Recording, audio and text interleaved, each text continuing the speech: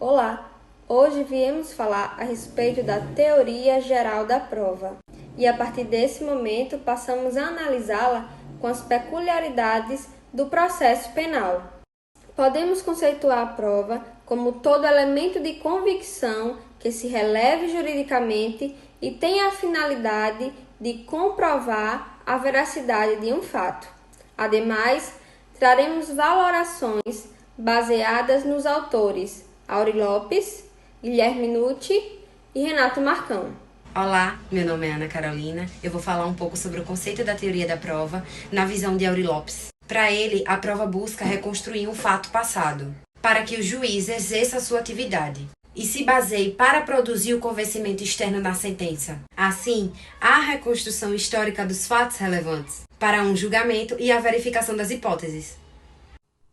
Olá, agora nós iremos fazer uma comparação daquilo que foi observado por Renato Marcão e Guilherme de Souza Nucci em seus livros homônimos, Curso de Direito Processual Penal, a 18ª edição para o Nucci e a 7ª edição para o Renato Marcão.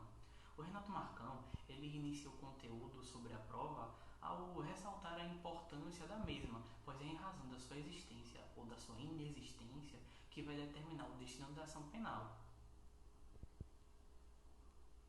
Sendo ela julgada procedente ou improcedente, possuindo repercussões na sociedade e na vida do réu. Renato Marcão afirma que é por meio da prova que se tenta chegar à verdade, e é justamente a partir disso que ele conceitualiza a prova como a ação de provar e o próprio meio da prova. É a palavra que designa um fenômeno, o estado de espírito do juiz através daqueles elementos do juízo. Sendo ela julgada procedente ou improcedente, possuindo repercussões na sociedade e na vida do réu. Renato Marcão afirma que é por meio da prova que se tenta chegar à verdade, e é justamente a partir disso que ele conceitualiza a prova como a ação de provar e o próprio meio da prova. É a palavra que designa um fenômeno, o estado de espírito do juiz através daqueles elementos do juízo. É a convicção, a certeza sobre a existência dos fatos que o levaram ao seu pronunciamento. E com isso, nós podemos fazer diretamente uma ponte com aquilo citado por Guilherme de Souza Nucci, que assim como Marcão, traz a prova como algo que possui em seu significado múltiplos sentidos, algo que na verdade destaca certa semelhança entre o pensamento dos dois autores. Está na fala de Nucci que a busca pela prova diz respeito à investigação no meio do processo, em busca de algo supostamente verdadeiro que leve credibilidade a um fato juridicamente importante para o feito, e que vemos em Marcão tratando sobre a busca da verdade. Já quando começamos a observar o que os autores falam sobre o conceito de prova, iniciamos a ver certas divergências. Para Marcão, o conceito da prova trata-se de uma reconstrução histórica, subjetivo-objetivo, para demonstrar as razões e a dinâmica do fato passado, possuindo como sua finalidade influenciar a convicção do magistrado sobre um fato existente ou inexistente. Já em Nucci, o conceito da prova encontra-se a partir do entendimento das múltiplas faces do sentido da prova. É voltar os olhos para a busca da verdade, é a prova não somente como um instrumento, um objeto, mas sim como um valor relativo, supostamente verdadeiro, que leva à credibilidade de um fato jurídico. Ainda que, assim como Marcão, a prova entrelaça-se com o convencimento, para Nucci a mesma possui também em seu conceito a busca através dos meios e fatos à procura da suposta realidade, a qual a própria prova em si retrata. Mas, quando falamos de provas, também existem outros critérios de suma importância. A fonte de informação, o sujeito da prova, vem por força da lei figurar a produção da prova, de forma fundamental dando força ao contraditório. Se partirmos, então, para as finalidades, temos as provas informativas, que vêm ao Ministério Público informar a ocorrência de delitos, dando início à fase de inquéritos, e a prova instrutória, que serve para formar o conhecimento do juiz. No entanto, apesar da prova determinar os fatos, nem todos dependem dela. Em alguns casos, por força da lei, a produção probatória pode ser dispensada, visando facilitar o processo. As provas podem ser obtidas de diversas formas, seja na confissão, na prova testemunhal, no reconhecimento de pessoas e coisas, na prova documental, na prova evidenciária, na busca e na apreensão, dentre várias das outras formas que se pode obtê-las. A finalidade dessas provas obtidas é convencimento do juiz a respeito da verdade de um fato litigioso.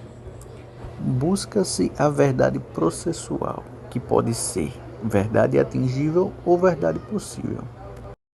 Tal verdade emerge durante a lide, podendo corresponder à realidade ou não, embora seja com base nela que o magistrado deverá proferir sua decisão.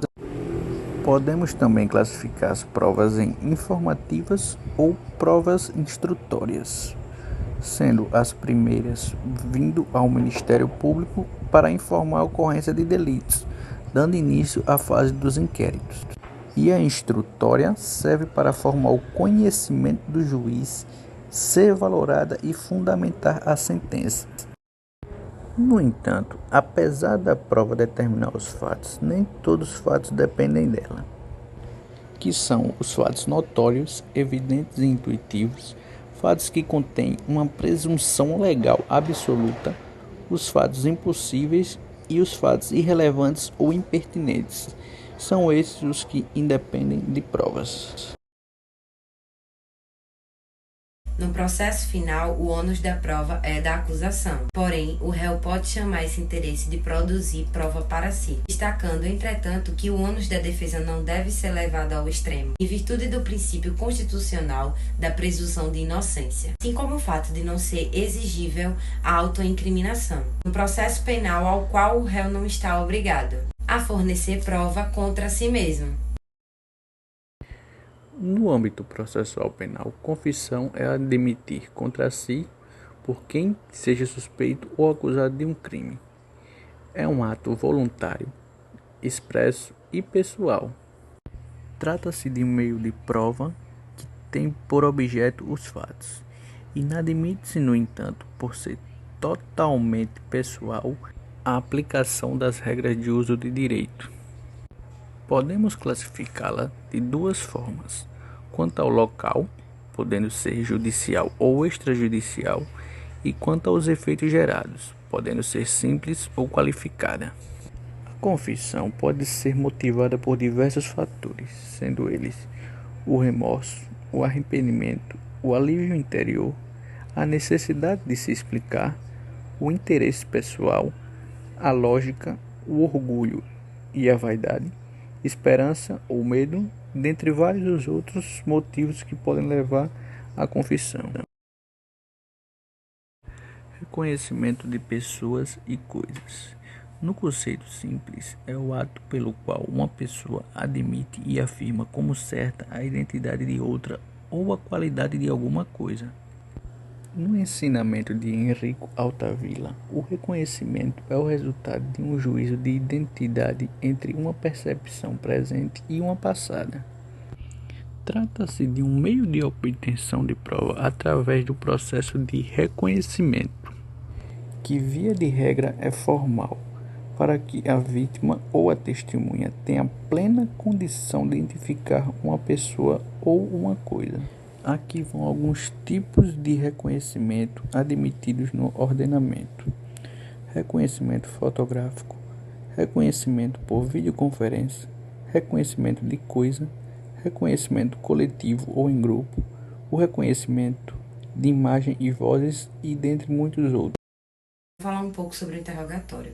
Ele é um ato processual que dá a oportunidade do acusado falar com o juiz diretamente, apresentando a sua versão defensiva aos fatos que lhe foram imputados pela acusação, podendo inclusive indicar meios de prova defensiva ou até mesmo se manter em silêncio. Sua natureza é por meio de prova ou defesa, em alguns casos podendo ser obrigatório. Corpo de delito é a prova da existência do crime e é um conjunto de elementos físicos, materiais explicitamente na definição do crime no modelo legal. O exame de corpo de delito é a verificação da prova da existência do crime, feitas por peritos ou por intermédio de outras evidências, quando os vestígios, ainda que materiais, desapareçam.